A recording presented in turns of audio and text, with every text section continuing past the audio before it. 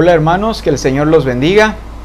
Hoy estamos de nuevo gozosos por poder compartir con ustedes de nuevo el discipulado. Creo que una de las cosas que a mí más me encanta es el discipulado, ya que a través del discipulado el Señor transforma nuestras vidas, nos lleva a ser de acuerdo a su propósito. Y gloria al Señor por ese propósito maravilloso que nos ha revelado, con el cual nos ha planificado desde antes de la fundación del mundo. Creo que hay muchos propósitos en la vida de los seres humanos, pero el extraordinario de todos estos es el que el Señor Jesucristo tiene para nosotros, y es que seamos a su imagen y que seamos conforme a su semejanza. Hoy tenemos la bendición de tener con nosotros a nuestro hermano Herbert, así que Herbert, Dios te bendiga, qué bueno que estás con nosotros. Gracias, pastor, es un privilegio, ¿verdad?, de estar compartiendo, como dice nuestro pastor, ¿verdad?, el discipulado, ¿verdad? Hoy el Señor me ha permitido, ¿verdad?, llevar el discipulado a cada hogar, ¿verdad? Y doy gracias al Señor, ¿verdad?, porque siempre Él nos ha estado moldeando, nos ha estado, ¿verdad?, edificándonos. Amén. ¿Verdad?, a través de que nosotros, ¿verdad?, debemos de prestarle mucha importancia, ¿verdad?, cómo el Señor nos está formando. Y hoy, ¿verdad?, como dijo nuestro pastor, veremos, ¿verdad?, continuaremos con nuestro discipulado. Así es. El Señor siempre tiene revelación nueva para nosotros. Sé que muchos de ustedes ya, tal vez no una vez, muchas veces ya han recibido este manual, ¿verdad? Nuestro manual de identidad. Pero el Señor nos llevó de nuevo a ir a nuestro manual de identidad. Y es que este tiempo, como lo hemos mencionado en otras oportunidades, es el tiempo de que la iglesia muestre al mundo cuál es su identidad. No algo ajeno a lo que ella es, sino lo que ella es o para lo que ha sido transformada. Y hoy queremos continuar con la lección número 8. La semana pasada estuvimos compartiendo la lección número 7 y el Señor nos estuvo hablando de que somos una iglesia como cuerpo, pero nos habló de que también tenemos identidad corporativa. Hoy queremos continuar hablando en la lección número 8 y es: somos iglesia como organismo viviente.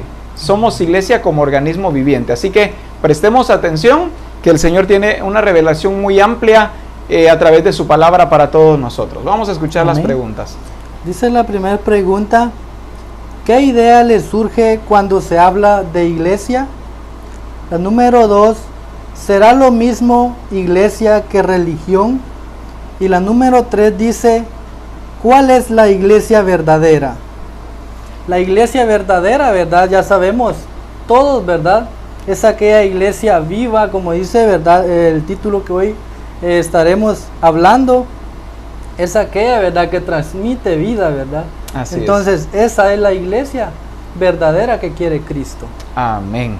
Gloria al Señor. Muy bien, vamos entonces a abrir las Escrituras y vamos a ir al libro de Efesios capítulo 5. Busque por favor Efesios capítulo 5 y vamos a leer los versos 25 y verso 26. Muy bien.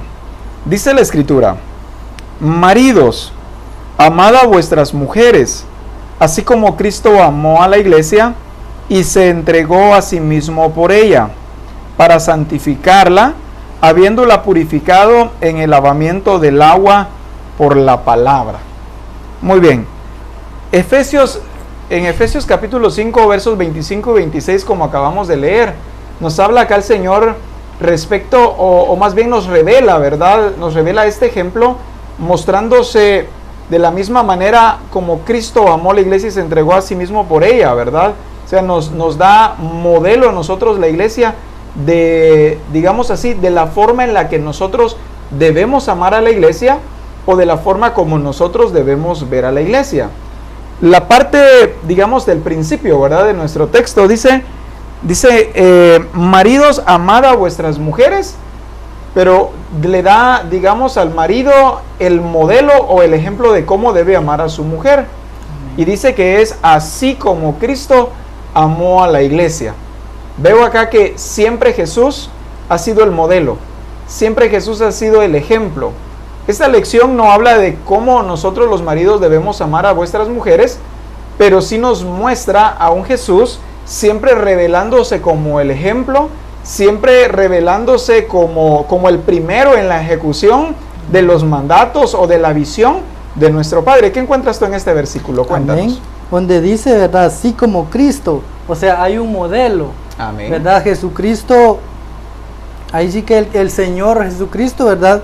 Cumplió, pero Él está diciendo también aquí, ¿verdad? Que así como Él hizo, también nosotros, ¿verdad? La iglesia de Él, esa iglesia verdadera, ¿verdad? Que hagamos, que cumplamos, ¿verdad? De igual forma como hizo el Señor Jesucristo. Así como Él se entregó por la iglesia, yo debo esforzarme, yo debo cumplir, ¿verdad? Con lo que el Señor Jesucristo, ¿verdad? Me está mandando a que haga. Amén. Y es que te has dado cuenta, Herbert, que en la mayoría de casos cuando tomamos este versículo es para compartir enseñanzas sobre matrimonio. Y siempre decimos, bueno, maridos deben amar a sus esposas, así como Cristo amó a la iglesia. Pero el Señor nos ha revelado que Jesús es nuestro modelo a seguir. Él es nuestro modelo a seguir. Ahora, ¿qué encontramos entonces en nuestro modelo a seguir? Encontramos que Él amó a la iglesia. ¿Qué es lo que entonces como iglesia tenemos que hacer? Lo mismo que hizo Jesús. ¿Amar a quién? A la iglesia. A amar a la iglesia. Pero ¿qué más dice de este versículo que hizo por el amor que le tiene a ella? Murió por ella. Murió por ella. Dice la escritura que entregó su vida por ella o por la iglesia. La iglesia somos nosotros. Amén. Vemos nosotros que Jesús entregó su vida por nosotros. Ahora, ¿qué revelación maravillosa encontramos acá? Primero nosotros como iglesia también debemos amar a la misma iglesia. Jesús amó a la iglesia y se entregó por ella. Yo debo amar a la iglesia a tal punto que esté dispuesto a entregarme a mí mismo o a entregar mi vida por causa de ella. Y cuando hablamos de entregarnos por causa de la iglesia o por la iglesia, no estamos hablando precisamente de la muerte, ¿verdad? O de morir. Aunque a muchas personas les ha tocado morir por causa del Señor Jesucristo, así como Cristo también lo hizo por la iglesia.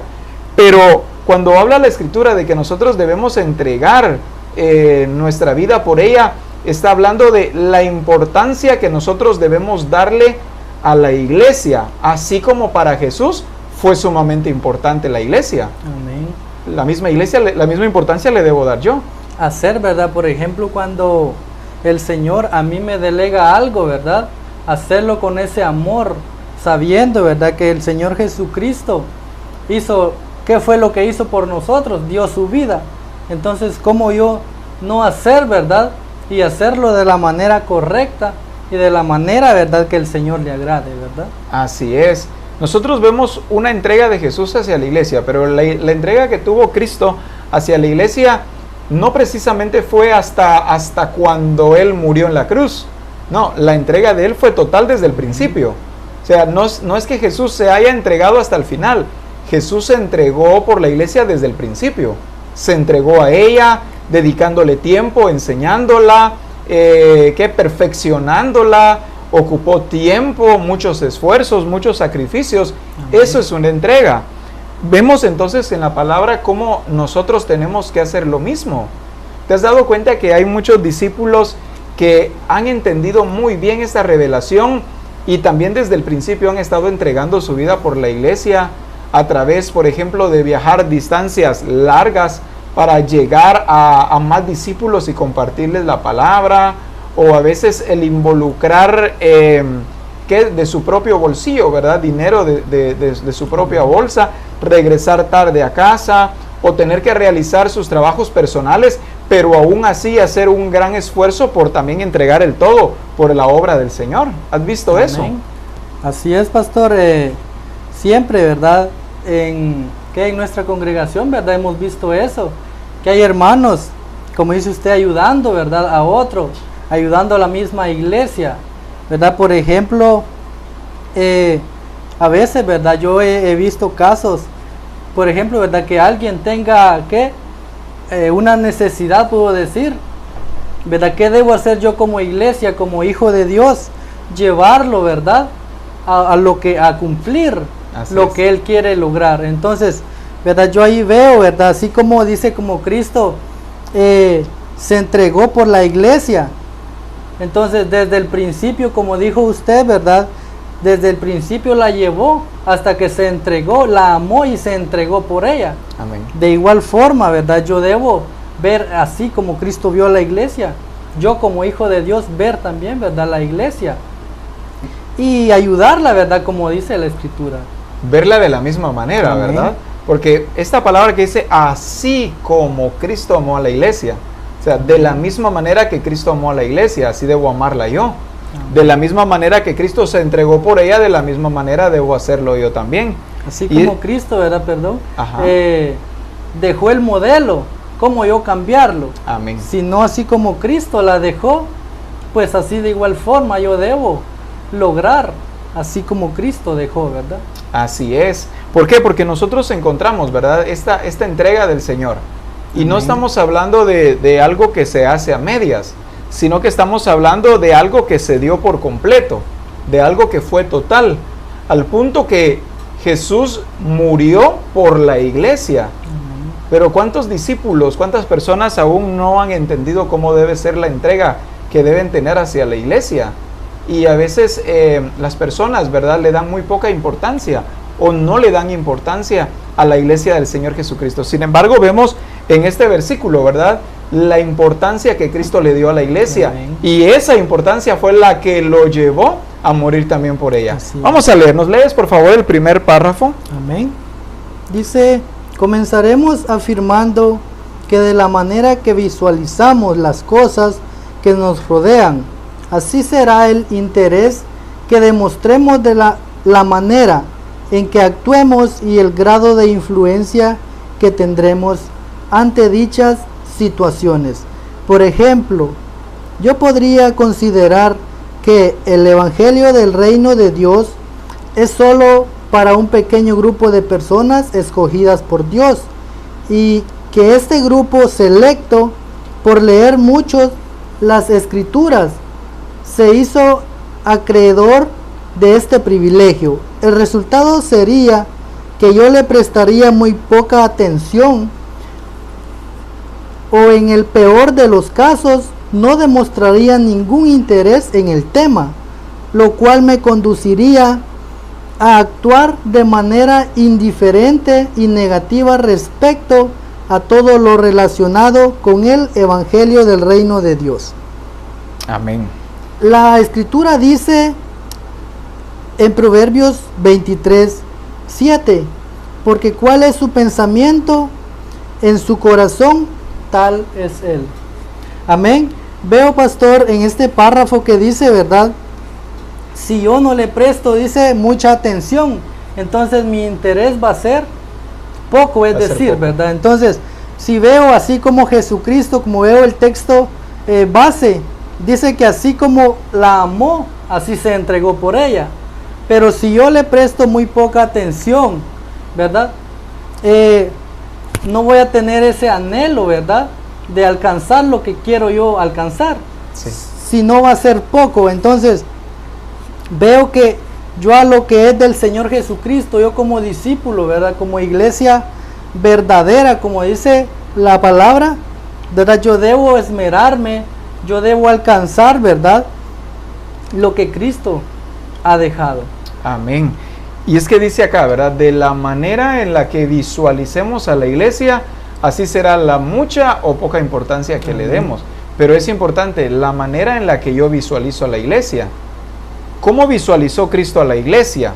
A la luz de la palabra, Jesús visualizó a la iglesia. Para haber entregado su vida por ella, no la visualizó como algo mediocre, no la visualizó como algo poco o como algo sin valor. Por el contrario, para entregar su vida por ella, la tuvo que visualizar como importante, como sobresaliente, como él mismo o como parte de él mismo, como su misma naturaleza. Visualizó a la iglesia de la misma manera que nuestro Padre visualiza a la iglesia. Porque también podemos ir al otro caso, ¿verdad? Nuestro Padre, ¿de qué manera visualizó a la iglesia? Para haber entregado a su Hijo por nosotros, para haber dado a su primogénito, a su primer hijo por nosotros. No fue entonces que la visualizara como algo sin importancia. Por el contrario, le dio la debida importancia de manera que entregó a su Hijo. Y Jesús de la misma forma le dio tanta importancia que entregó su vida por ella. Entonces, ¿cuál debe ser la importancia que nosotros debemos darle a la iglesia del Señor? ¿Será que yo le debo dar menos importancia? ¿O yo debo hacer lo mismo que Jesús, darle la misma importancia? Darle la misma importancia, ¿verdad? Así como Cristo dejó ese modelo, el mismo modelo, ¿verdad?, que dejó Cristo, yo debo agarrar, yo debo interesarme, ¿verdad?, por el modelo que es Cristo. Amén. Hay otra parte también acá, y es que dice, por ejemplo, yo podría considerar que el Evangelio del Reino de Dios es solo para un pequeño grupo de personas escogidas por Dios. Hay personas que tienen este pensamiento. Creen que el Evangelio del Reino de Dios es solo para un selecto grupo de personas y que solo para ellos es. Y todos los demás no se involucran. A veces dejamos que el pastor funcione, que los discipuladores hagan su función, que la asistencia pastoral haga su función, pero los demás no hacen su función. Al no hacer la función, entonces podemos ver revelado que no le están dando la importancia debida a la iglesia del Señor. Las personas a veces nos gusta, ¿verdad? Y requerimos que nos den importancia a nosotros. Si yo hablo, quiero que me den la importancia debida.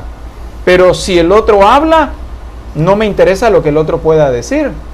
Jesús nunca fue de esta manera. A Jesús le interesó siempre la iglesia. Jesús no era solamente el importante. Y a veces la iglesia pareciera como que cada quien quiere salvar su propia vida y los demás vean cómo salen, ¿verdad? Y los demás que vean qué hacen. Pero en Cristo no vemos la misma cosa. En Cristo vemos de que no solamente estaba interesado en dar la talla a Él, sino que algo que lo motivó fue que la iglesia pudiera dar la misma talla. Amén. Que pudiera llegar hacia el mismo propósito también. Amén. Amén. Vayamos entonces, vamos a ver, me gusta mucho lo que dice Proverbios 23:7. ¿Nos lo puedes leer de nuevo, por favor? Dice, la Escritura dice, porque ¿cuál es su pensamiento en su corazón? Tal es Él. Porque ¿cuál es su pensamiento en su corazón? Tal es Él. De la manera en la que pienso, de esa manera soy o de esa manera actúo. Amén.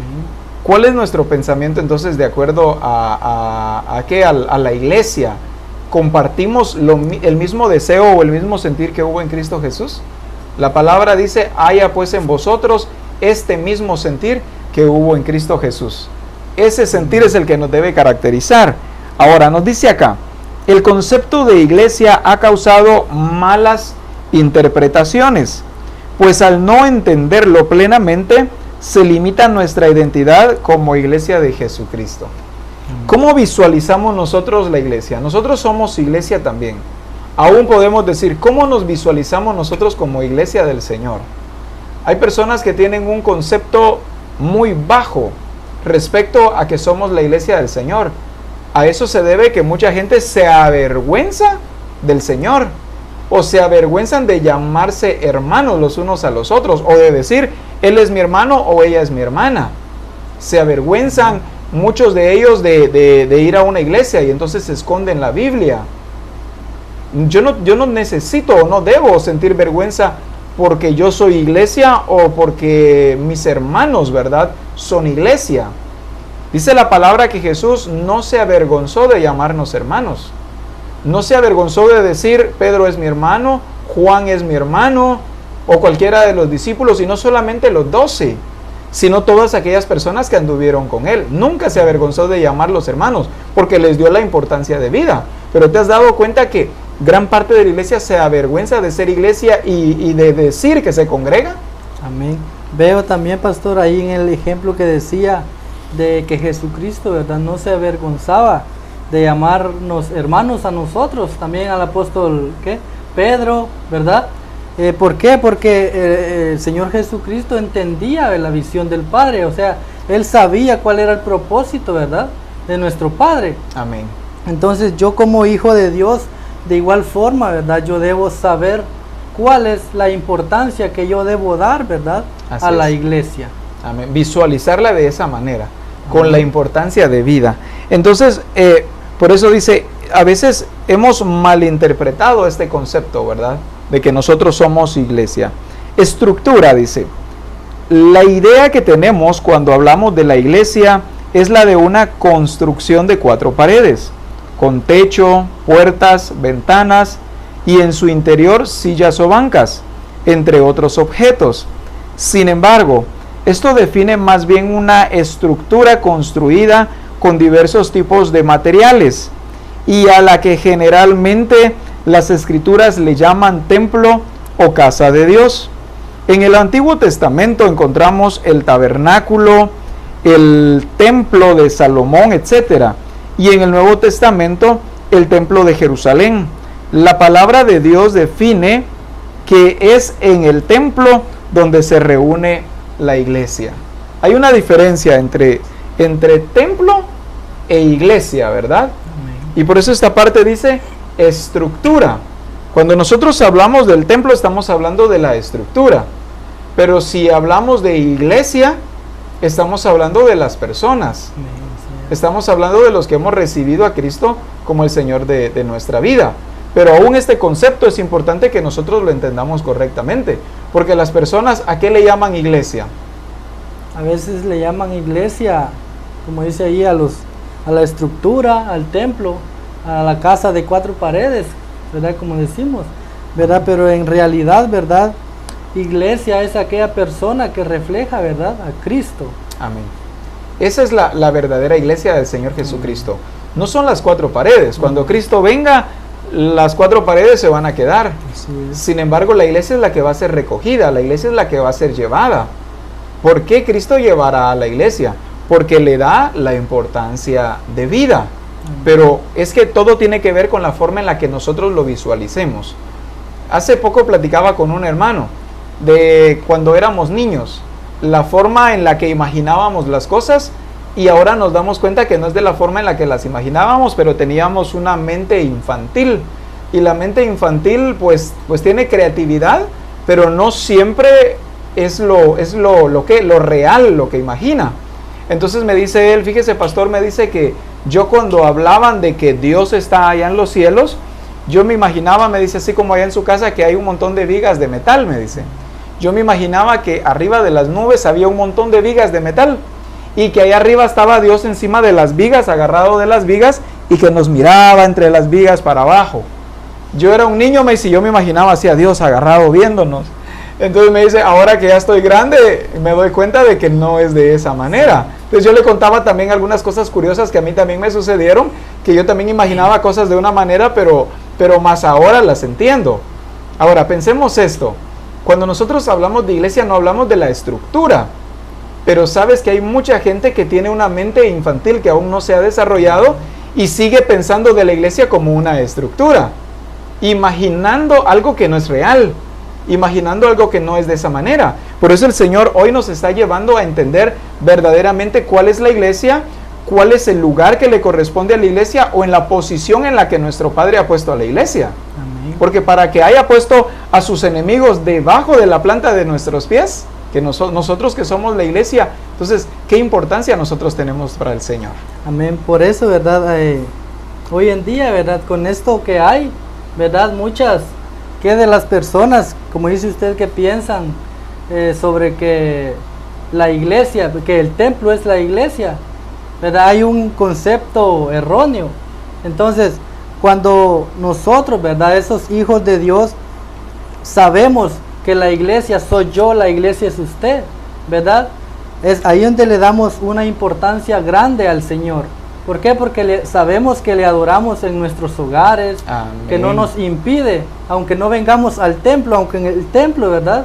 Es allí donde le adoramos. Pero a hoy, ¿verdad? Que no se puede congregarse, ¿verdad? Amén. Están nuestros hogares.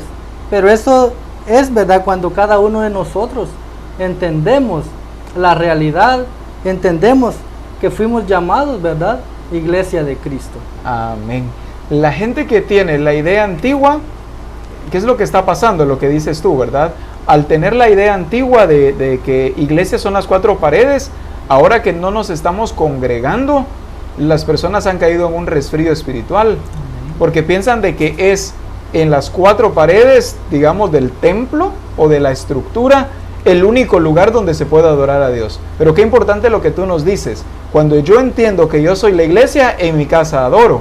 Amén. Cuando yo entiendo que yo soy iglesia, en mi casa tengo intimidad con el Señor. En mi casa yo continúo con mi relación correcta con el Señor.